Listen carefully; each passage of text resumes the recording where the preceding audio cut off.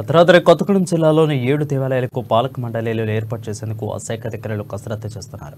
భద్రాద్రి శ్రీ సీతారామచంద్ర స్వామి వారికి పాలక మండలి లేకపోవడంతో ఆలయం ఎంతో అభివృద్ధిని కోల్పోయిందని, నూతనంగా వచ్చిన కాంగ్రెస్ పార్టీ అధికారంలోకి రాకనే ఆలయాలకు పాలక మండలిలు ఏర్పాటు చేస్తూ ఉండడంపై భక్తులు ఆనందం వ్యక్తం చేస్తున్నారు. ఈ నేపథ్యంలో గత 2012 నుంచి పాలక మండలి లేకపోవడంతో 12 సంవత్సరాలుగా భద్రాద్రి రామాలయం ఎంతో అభివృద్ధిని కోల్పోయిందంటున్న గత పాలక మండలి సభ్యులు బాబ్జీతో మా భద్రాద్రి కొత్తగూడెం జిల్లా ప్రతినిధి శ్రీనివాస్ ఫేస్ టు ఫేస్. కనీసం ఆ 100 కోట్లైనా మొదటగా ఇచ్చి దేవస్థానం యొక్క అభివృద్ధికి ఈ నూతన గవర్నమెంట్ తోడ్పడుతుందని కోరుకుంటున్నాను.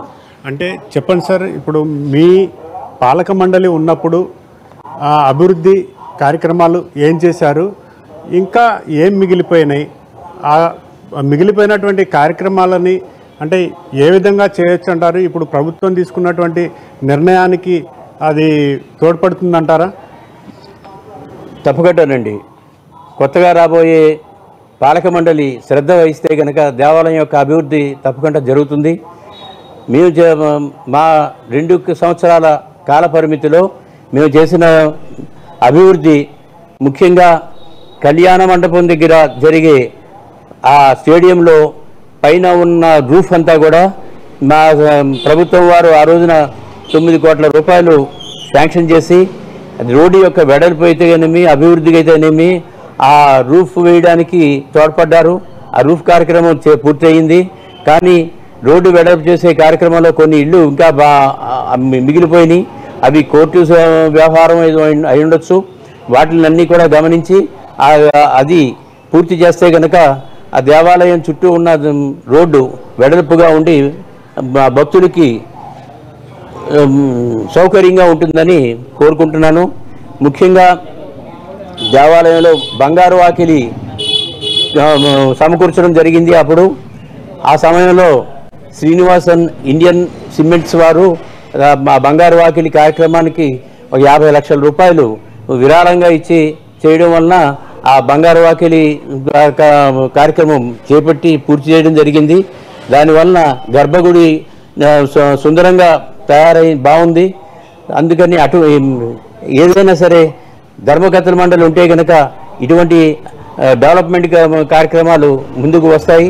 అందుకని ప్రభుత్వం వారు ధర్మకర్తల మండలిని ఇమీడియట్గా వేసి ఆ అభివృద్ధి కార్యక్రమాలు చేపట్టాలని కోరుకుంటున్నాను.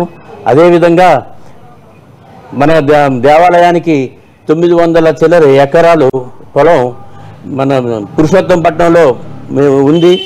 అది దేవాలయానికి నిరుపయోగమైన పరిస్థితుల్లో ఉంది. చాలా ఆక్రమణలో ఉండడం వలన దాని మీద ఆదాయం రావడం లేదు.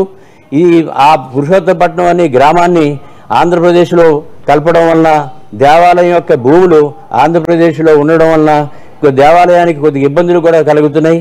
అందుకని ప్రభుత్వం వారు ఈ విషయాన్ని గ్రహించి ఆ పురుషోత్తపట్నం గ్రామంలో ఉన్న భూములన్నీ కూడా దేవాలయానికి పరిధిలోకి తీసుకురావాలని, తెలంగాణ గవర్నమెంట్ పరిధిలోకి తీసుకురావాలని కూడా కోరుకుంటున్నాను.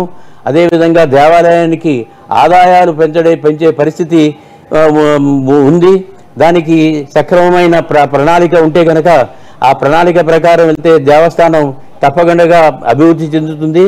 ఆ చెందడానికి ముఖ్యంగా తీసుకోవాల్సిన విషయం ఏంటంటే ధర్మకర్తల మండలి అనేది తప్పకుండా ప్రతి దేవాలయానికి ఉండాలి.